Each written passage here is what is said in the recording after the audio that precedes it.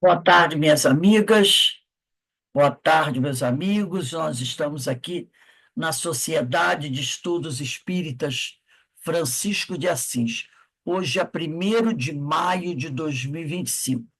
Nesse horário, nós estudamos essa obra, Luz do Mundo, psicografia de Divaldo Pereira Franco, pelo espírito de Amélia Rodrigues. E hoje nós vamos iniciar o capítulo 2, A Estrela de Belém.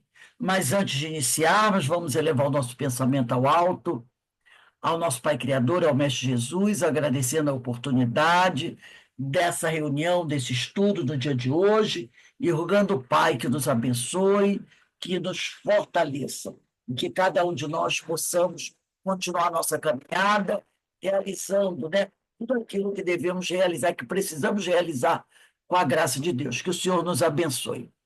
Denise, a palavra está com você, tá? Pode dar início ao estudo, já que você é a coordenadora do estudo. Obrigada, Rose. Boa tarde. Boa tarde a todos. Então, como Rose falou, estamos no segundo capítulo do livro Luz do Mundo, de Valdo Pereira Franco, pela querida Amélia Rodrigues. E o capítulo 2 tem sobre título A Estrela de Belém.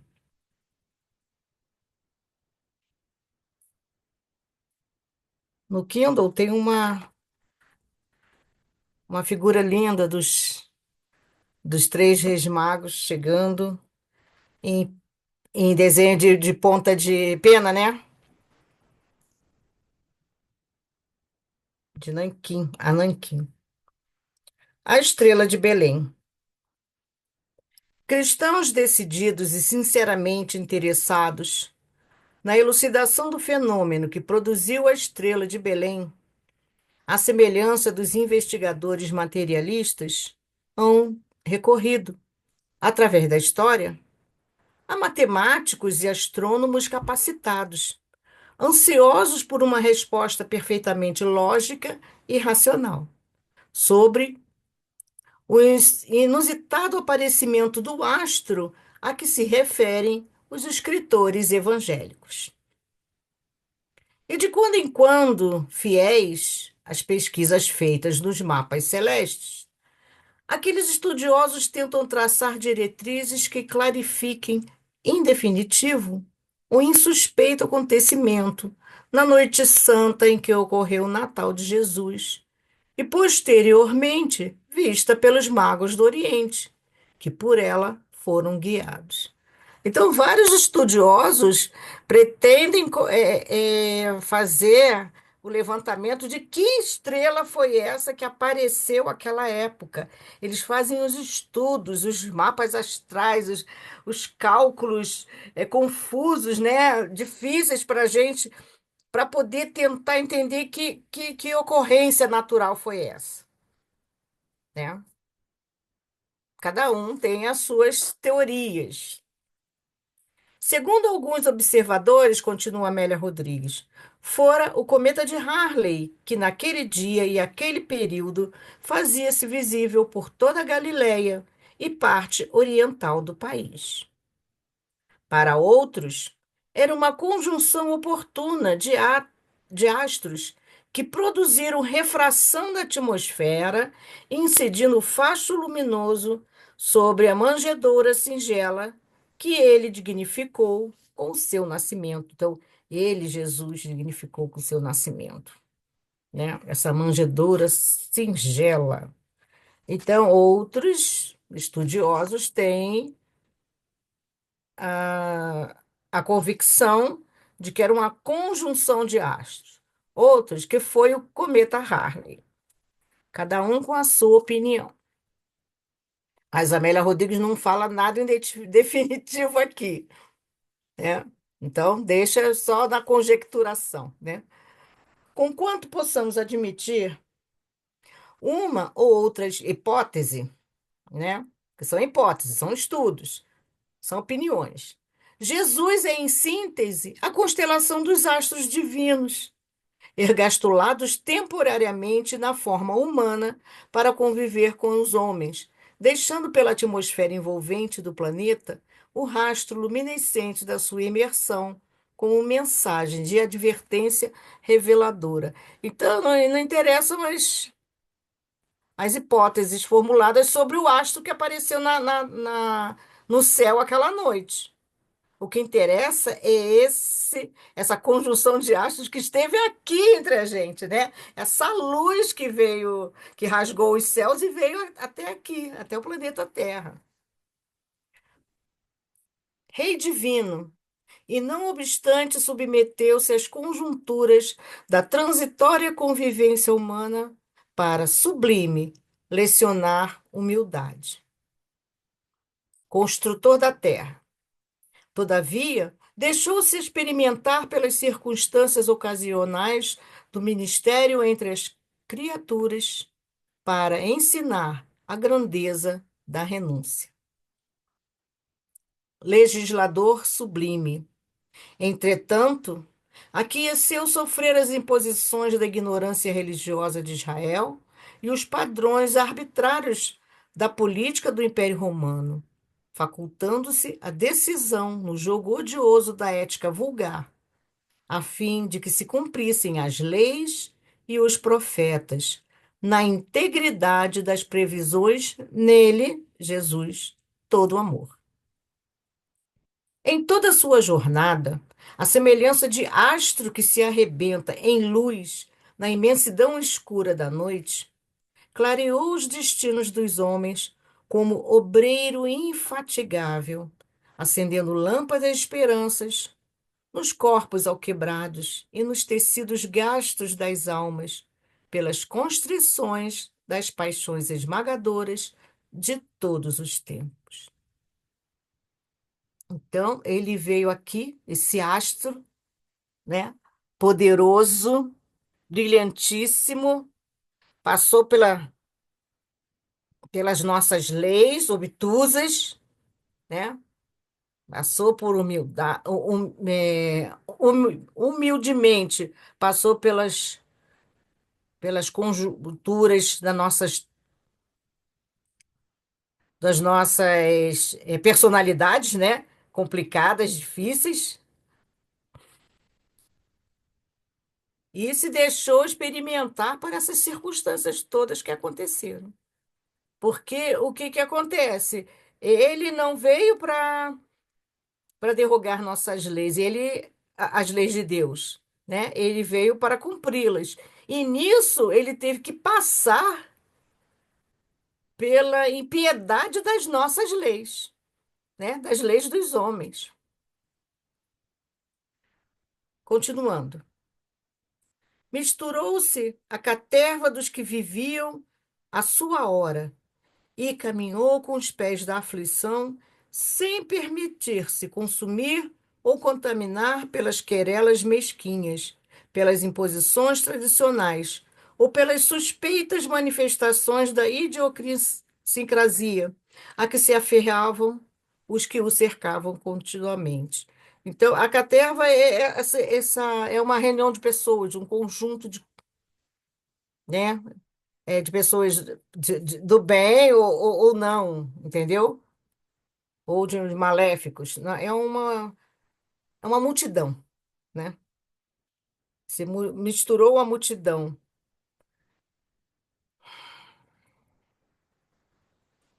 e foi pelas essas imposições tradicionais, né? Essas manifestações daquelas pessoas todas que o cercavam. Ele era cercado por esse ambiente. Ele passou por esse ambiente ruim, né? É pesado, né? Continuando Amélia. Por um minuto sequer, não se rebelou contra a miserabilidade que defrontava em toda a parte. Arquiteto das estrelas, dobrou-se, sereno, na marcenaria humilde para que o pão fosse honrado com o suor da sua face e a estrutura da nova humanidade pudesse alicerçar-se no trabalho edificante que é a mola mestra do progresso e da felicidade humana. Ontem no ensino do Sermão do Monte, né, Rose? A Ana Constantino também estava presente no estudo e falou-se sobre essa a formação da Terra, né? Que Deus, quando tirou a parte do Sol, designou a Jesus aquele planeta. Então, esse arquiteto das estrelas que construiu, né, recebeu o nosso planeta e construiu dentro da sua capacidade magnânima. Então, ele dobrou-se, né, na marcenaria, tornou-se um arquiteto, não, um marceneiro humilde, né, que ele aprendeu com o pai, né? Ele se fez Filho. pequeno, né, para se tornar grande aos olhos da humanidade, né? É isso aí, falou tudo, Ana. Poder de concisão maravilhoso. Acho que estavam falando aqui para mim, entendeu?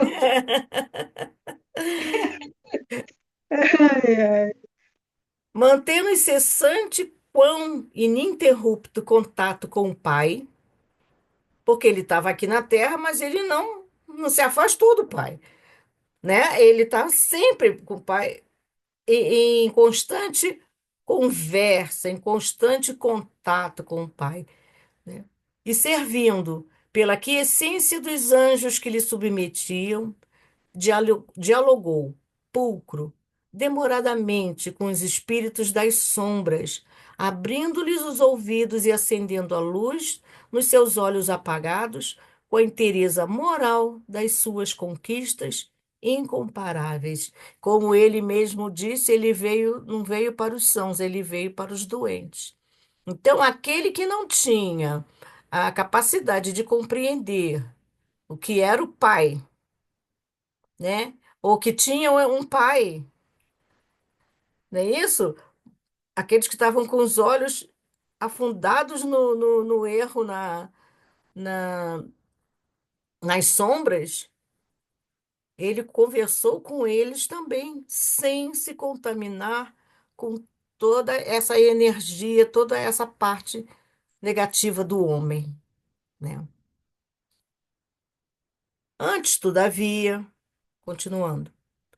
Antes, todavia, de descer aos homens, fez que avatares do seu reino viessem ampliar as dimensões das fronteiras terrenas, preparando o solo do futuro. Aí aqui eu fiquei surpresa, já é a segunda vez que eu escuto a palavra avatar dentro do livro espírita. Porque eu só conheci a palavra avatar quando do lançamento do filme. Então a gente sabe que aquele avatar não era exatamente o ser humano que estava lá naquela dimensão, né? É um tipo como você fala, é mensageiro, né? Foram os mensageiros que vieram. É um mensageiro, uma representação dele, porque vinham em nome dele. Certo? Então, os seus mensageiros, os seus profetas, vieram ter conosco para preparar-lhe o caminho, mas eles vieram trazer a mensagem do Mestre, que o Mestre viria, eles vieram anunciar, não é isso? Então, eu fiquei muito surpresa mesmo de ouvir essa palavra, porque a primeira vez foi essa, esse contato que eu tive. Fala, Rose. E, Denise, olha essa troço interessante. No dicionário está aqui, avatar. Na crença hinduísta, descida, lembra das castas da Índia? Sim, Na crença hinduísta, descida de um ser, significa descida de um ser divino à Terra em forma materializada, particularmente cultuado pelos hindus, são Krishna e Rama, avatares do deus Vishnu. Os avatares podem assumir a forma humana ou de um animal, processo metamórfico, transformação, mutação. Então, quem seriam esses avatares, como ele diz aqui, né? Ele diz, antes que eu havia de descer aos homens, fez que avatares do seu reino, né? viessem ampliar as dimensões das fronteiras terrenas, preparando-os ao futuro. Ele está falando dos profetas, Sim, aqueles espíritos, né, que vêm em nome dele, dele. Sim, dele. Era como se ele aqui estivesse, um representante assim, né? Como ele sim, seria o enviado de Deus. Ele é o enviado de Deus. Ele envia seus trabalhadores. Ontem, inclusive, nós ressaltamos essa questão, que sim, Jesus, né, ele envia, ele sempre busca pessoas para colaborar com ele. Foi assim quando ele encarnou, foi assim quando ele enviou os profetas, foi assim quando ele enviou outros antes dos seus profetas, né? Antes dos exilados estarem aqui. Então, seriam os seus representantes que vêm em nome dele, né? Para sim. você ver, esse termo já está lá entre os hinduístas, né? Olha aí as castas da Índia que nós Isso falamos. aí, isso mesmo. Então, antes, todavia, de descer aos homens, fez que seus avatares, que avatares do seu reino viessem ampliar as dimensões das fronteiras terrenas, preparando o solo do futuro. Viesse ampliar as dimensões das fronteiras terrenas, né? Para que a gente pudesse enxergar um pouco no futuro, né? Aumentando a nossa divisão. Porque a gente pensando naquele que viria, né? O enviado de Deus, a gente já se coloca no futuro, certo? Então, para que nós pudéssemos pensar nisso, num consolador no futuro. Então você amplia a sua visão, até, né, a sua espiritualidade, né, Rose? Porque você passa a crer naquele que virá para em nome do Pai. Então já vai ampliando aos poucos. Então esses representantes do nosso mestre vieram para nos esclarecer, preparar o solo onde ele vinha pisar, né? Muito lindo, muito lindo. E eles floresceram, continua Amélia, como superior manifestação da vida. Ora, na Índia, disseminando o reencarnacionismo e perfumando com toda a filosofia de paz e renúncia os continentes dos espíritos. Ora, na China, empreendendo os audaciosos voos da política sobre as bases seguras da família no lar e na sociedade, de modo a traduzir a porvindoura fraternidade entre os homens, É porque com inequívoca força de amor e respeito ao dever. Pode falar, Rose. É que a gente é, estudou ontem também. dentro da cultura indiana, né? Dentro da cultura chinesa, que seriam os povos originários, que eles não vêm, não são exilados de capela, são povos originários, a ideia de família é muito forte. Muito forte. Tanto que ele diz, a hora da China empreendendo os audaciosos voos da política sobre as bases seguras da família, no lar e E na sociedade. na cultura chinesa, a família tem uma força muito grande. Né? E aí a gente lembra, a China não é um dos grupos que vieram de capela. Hum, Os índios castas da Índia. A China hum, faz parte dos povos originários. Isso aí. Aqui, Tá né? vendo? Um estudo se completando ao outro, né? Muito bom, né? Que antecedeu realmente a leitura do livro hoje. A caminho. Muito bom. Ora, no Egito, recendendo os sutis aromas da imortalidade, nos santuários dos templos e na intimidade das escolas de iniciação, mantendo acesas as flamas da verdade, mediante as comunicações entre os dois planos da vida. Então, ele foi mandando esses seus avatares, eu vou continuar usando a palavra, porque achei o máximo a ideia, né? Ele continuou mandando seus avatares em diversos locais, entre diversas civilizações, né, aqui da Terra, exatamente para dar essa introdução, né? E reforçar, continuar mantendo viva essas ideias do Deus único, da família, né? Da construção da, da imortalidade da alma. Né? Então, de acordo com o que cada povo já trazia, né, Rose? Porque esses que vieram exilados de Capela já traziam E uma ideia, né? Entre o essas ideias. povo de Israel já trazia a ideia de um Deus único. Era o único do grupo que trazia essa ideia. Que os árias, as castas da Índia, né?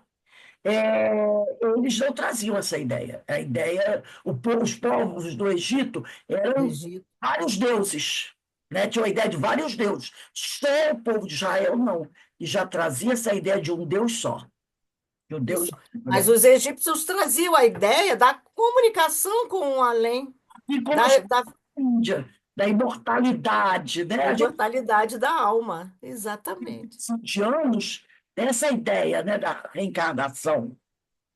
Isso aí. Ora, na Caldeia ou na Pérsia, favorecendo com a esperança milhares de vidas estioladas sob o clangor da guerra. Ora, na Hélade ou em Roma, criando a conceituação da beleza, da justiça, da legislação equilibrada e do ideal do bem. Então, ele reforçava cada característica marcante assim, e verdadeira, né, Rose? Que seria a verdade que ele traria mais tarde de cada canto dentro de cada civilização. Assim também por Israel, que por longos séculos de dor se fez depositária da mensagem do Deus único. Transitaram esses embaixadores sublimes, irrigando com a linfa preciosa decorrente do intercâmbio espiritual os solos crestados dos espíritos sofridos, a fim de que ele próprio viesse oportunamente imolar-se para ensinar libertação total das limitações físicas e da opressão do barro humano. E dentro do povo de Israel, né? Além dessa ideia que eles tinham do Deus único, que era o único povo que tinha, como a Rose comentou anteriormente, para que ele próprio vencesse essa libertação É porque aí das coisas muito materiais que eles tinham ainda um apego, né, Rose?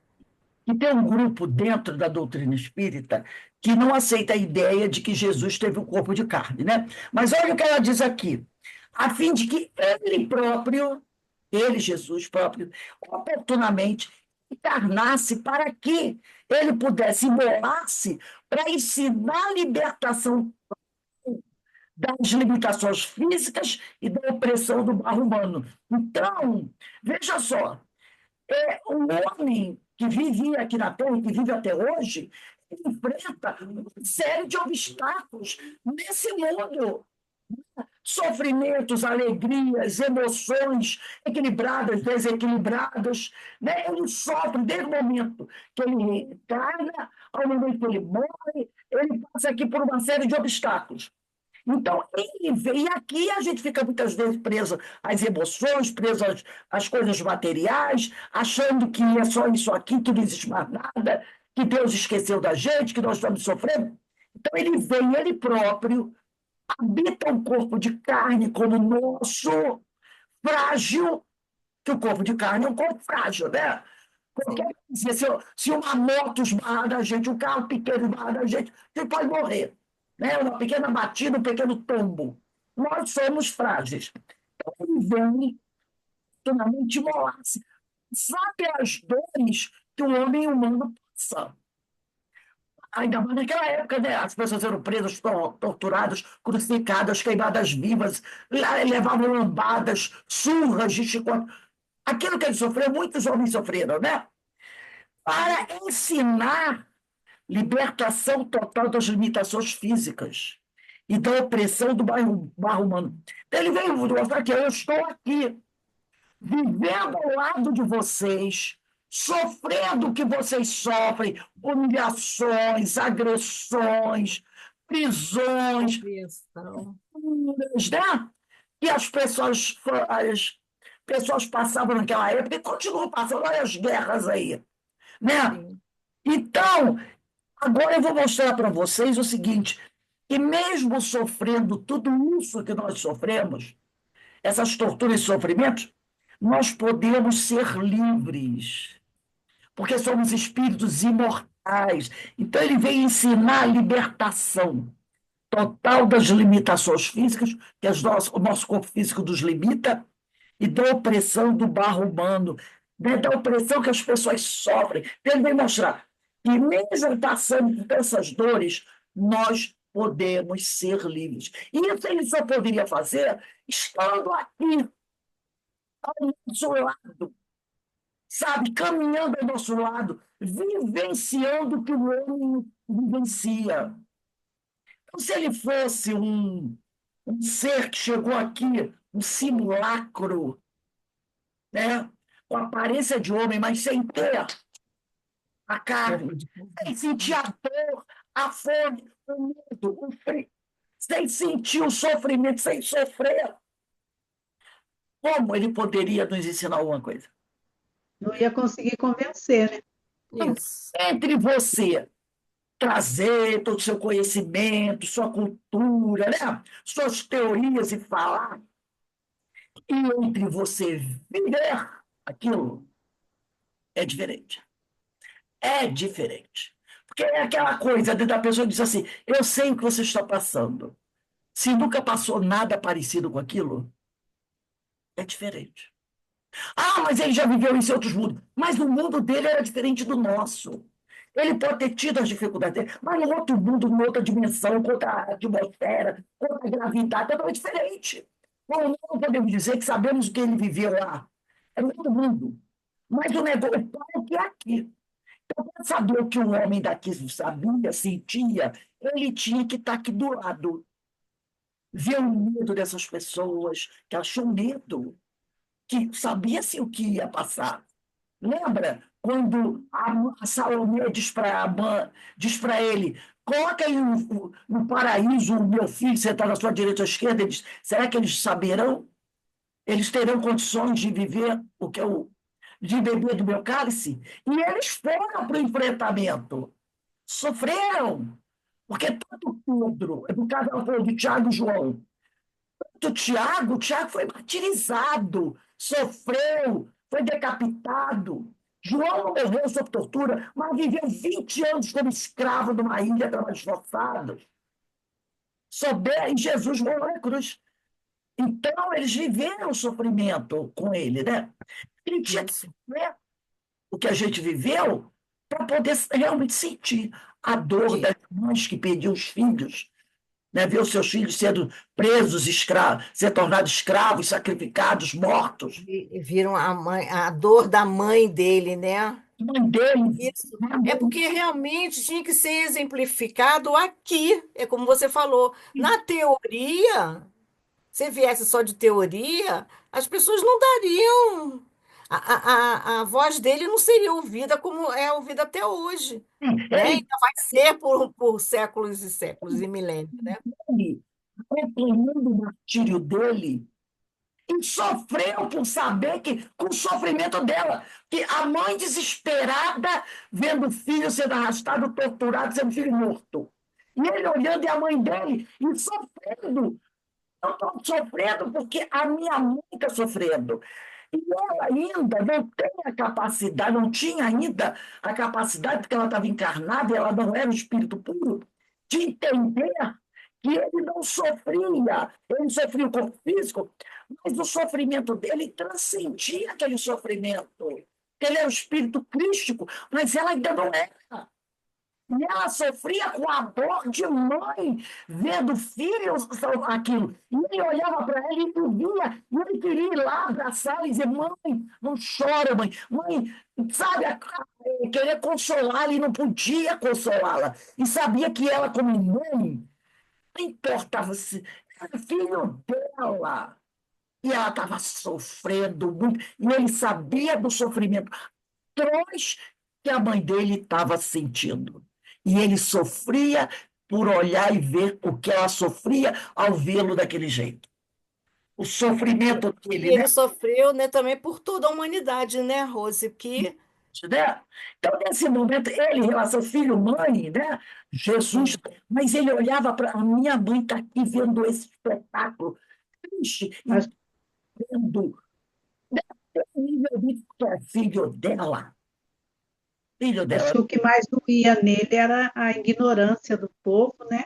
E ele E tinha o sofrimento da mãe e daqueles que sofriam por ele, né? os o amigos. sofrimento da humanidade pelo sofrimento que teria que passar ainda mais por não compreenderem, por serem tão rudes, tão duros, né, de coração, né? Normalmente eu vi a mãe naquele estado. Isso aí. Deixa aqui eu voltar onde eu estava. Por isso, todos os seus feitos. Isso, no barro humano, e tá certo.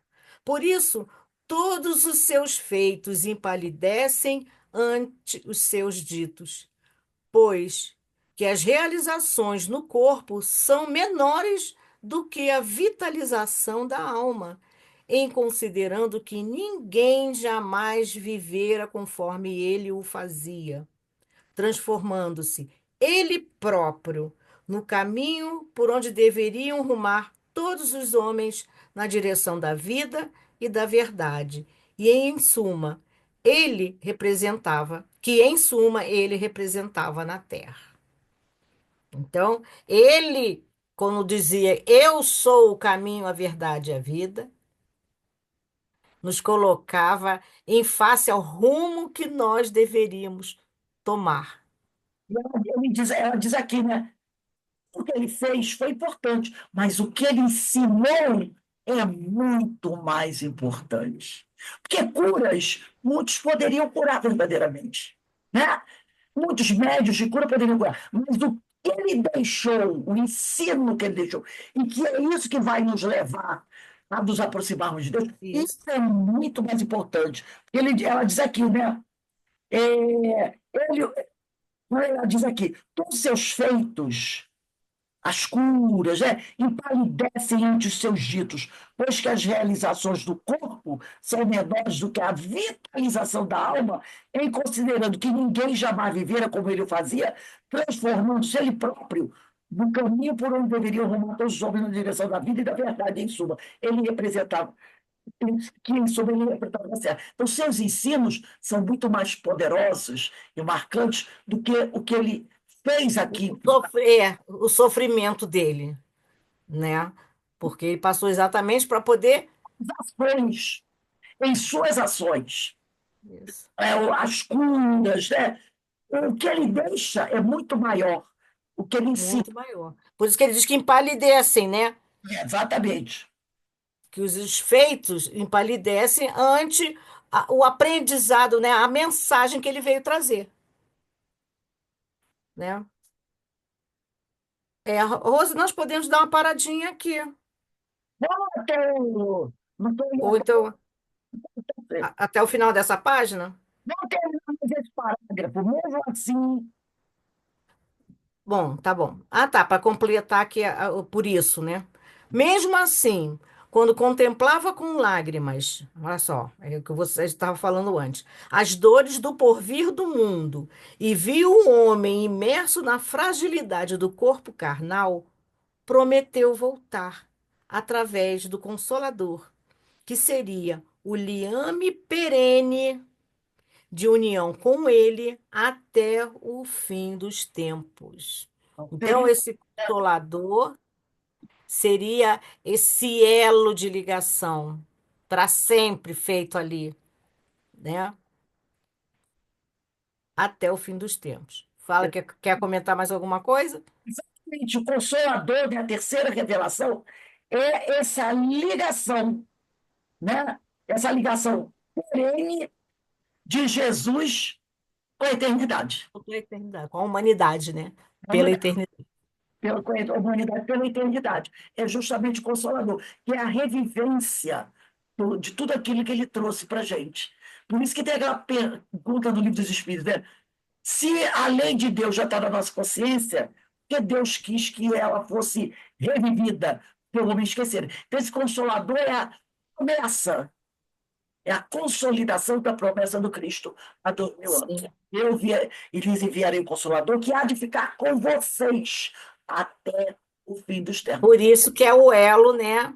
O elo de ligação, né? Perene. Muito, muito bonito Olha, mesmo. muito lindo. Eu acho que dá para ler mais um pouquinho até paz, porque aí acho que dá sim. O que a gente poder fazer assim? Esse vínculo com a próxima aula, senão esse texto de baixo vai ficar meio, né? Vai ficar meio solto. É bom, tá bom a gente parar aqui. Tá bom de parar aqui. Não, vamos parar mesmo, vamos parar mesmo. Então, Parar. semana Não, de qualquer forma, a gente volta um pouquinho na próxima leitura, que dá, né? Resgata esse finalzinho. porque quando é começar o mergulho, a gente vai entender que está falando do nascimento dele, tá? Tá ok, tá Isso é ok, vamos lá. 28/5/25, né? O mergulho que Isso. começou em Belém. Ai, maravilhosa Amélia. Maravilhoso, Bom, realmente. é porque vai sobrar só um pouquinho para a semana que vem desse texto. A gente faz isso numa boa. Então, Não, gente, mas encerrando aqui. esse texto foi um pouco Não, se mais quiser fácil, repetir, vamos dizer assim. olha, se quiser repetir a aula, que daí vai ter mais gente, pode repetir, viu? Não tem problema. Não, mas não É para quem está. É para quem está. é isso aí. Então, vamos encerrar aqui, né, gente? Essa aula maravilhosa, esse tema maravilhoso, que falar de Jesus é uma emoção sempre, né? Pedindo ao Mestre Sempre. que ilumine, que nos fortaleça, para que possamos continuar aqui na nossa caminhada. Daqui a pouco, E né? agradecendo também a Amélia Rodrigues, né? Essa aproximação dela dos nossos corações. Muito obrigada, querida Amélia. Bom, gente, agora, né, nós vamos receber a nossa irmã Thelma Mura, que ela vai falar sobre escândalos. Evangelho segundo o Espiritismo, capítulo 8, né? Itens de 11 a 14. Ela vai falar sobre o escândalo, ou novamente trazendo a palavra de Jesus, né? Se a vossa mão é motivo de escândalo, cortai-a. Então, daqui a pouco a gente se vê para a nossa palestra. Que Deus nos abençoe.